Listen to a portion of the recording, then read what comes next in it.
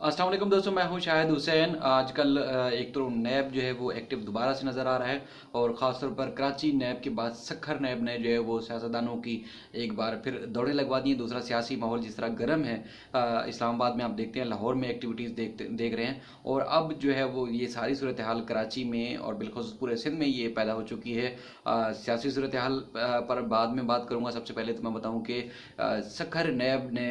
दो जो अहम तरीन सियासतदान हैं पीपल्स पार्टी के, उनको एक बार फिर कॉल अप नोटिस जारी किए हैं और नैब की जानिब से गिरफ्तारी के खदशे के पेश नज़र साबिक वज़ीर आला सिंध कैम अली शाह, इसके अलावा जो पीपल्स पार्टी के सीनियर रहनुमा है निसार खोड़ो, जो कि वज़ीर खुराक भी रहे हैं, और उनके ऊपर गंदम खासतौर पर जो सबको मालूम है कि किस तरह गंदम की शॉर्टेज हुई और गंदम चोरी हुई और ख़ास तौर पर बहुत नुकसान हुआ। जिस तरह गंदम की शॉर्टेज के बाद जो है आवाम को भारी और इंतहाई महंगे दामों जो है गंदम खरीदनी पड़ी, उस हवाले से इनके ऊपर संगीन नोयत के इल्ज़ाम हैं और ख़ासतौर पर मनी लॉन्ड्रिंग के भी निसार खोड़ों के ऊपर इल्ज़ाम हैं। और गुज़श्ता रोज़ जब मैंने उनसे सवाल किया था कि कितना माल बना लिया है कि आपको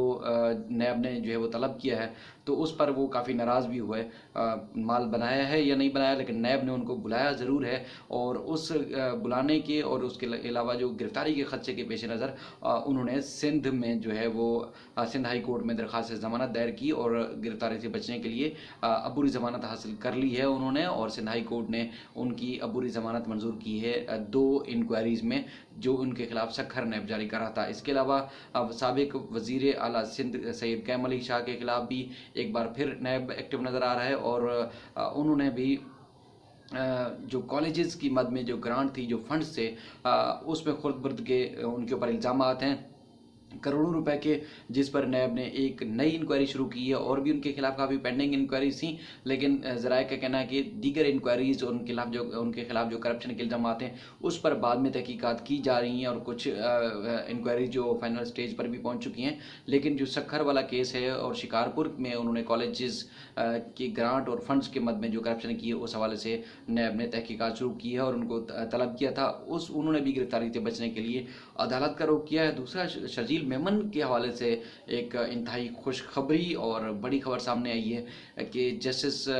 सिंध हाई कोर्ट के जस्टिस के आगा साहब ने उनको शर्जील मेमन को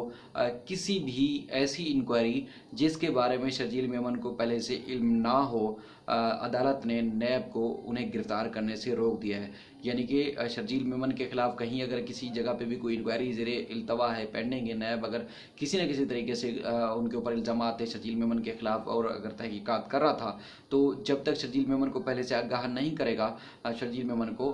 नैब गिरफ्तार नहीं कर सकता। ये सिंध हाई कोर्ट ने हुक्मनामा जारी किया है। शर्जील मेमन ने इससे पहले सिंध हाई कोर्ट में दरख्वास्त दायर की थी, जब उन्होंने पहले दो केसेस में, दो इंक्वायरीज में सिंध हाई कोर्ट से जमानतें ली थी, तो उसके बाद उन्होंने एक और दरख्वास्त जारी की थी कि उनको खदशा है कि नैब उनके खिलाफ जो है खुफिया तहकीकात कर रहा है और उन्हें गिरफ्तार कर लिया जाएगा। इसलिए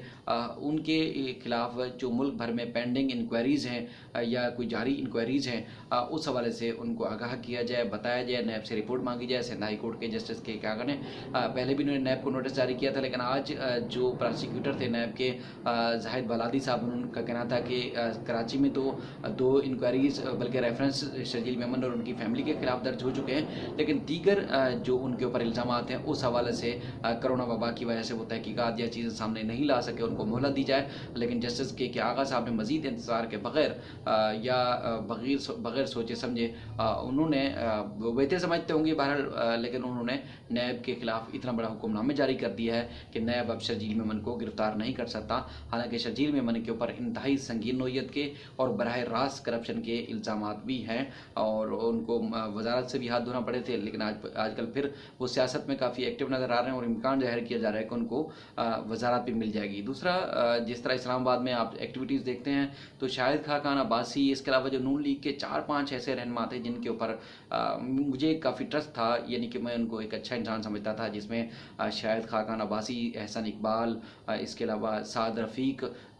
इस तरह जो ये 3-4 लोग थे जिनके और ख़ासतौर पर मोहम्मद ज़ुबैर, जिनको मैं समझता था कि अच्छे सियासतदान हैं, मुखलिस और अपनी जमात के साथ, अपने मुल्क के साथ काफ़ी मुखलिस हैं। लेकिन जब उनकी बातें सामने आती हैं तो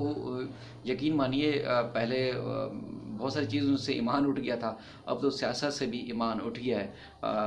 यकीन नहीं आता अब किस बात पे, किस सियासतदान की बातों पे आप जो है एतमाद करेंगे या उनके खिलाफ जो है वो करेंगे। बहरहाल फिर किसी और मौजू के साथ आपकी खिदमत में फिर हाजिर होंगे, तब तक के लिए अल्लाह हाफिज़।